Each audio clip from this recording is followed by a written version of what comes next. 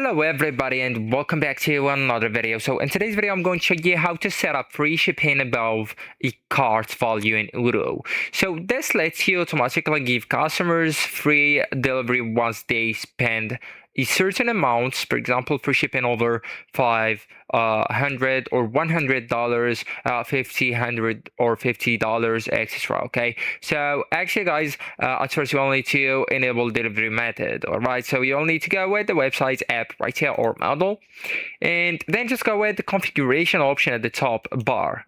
So here guys, you will need just to go with the settings, the first option on it, and then enable the delivery method. All right, so you will find it inside the inventory here.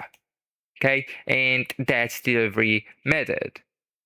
So now guys, you will need just click on save, and then go back once, scroll to the delivery method here, right, and then just go with find a delivery provider here, and go and install one of these, and then just find the pricing option inside it and select based on rules. So this allows conditional shipping logic.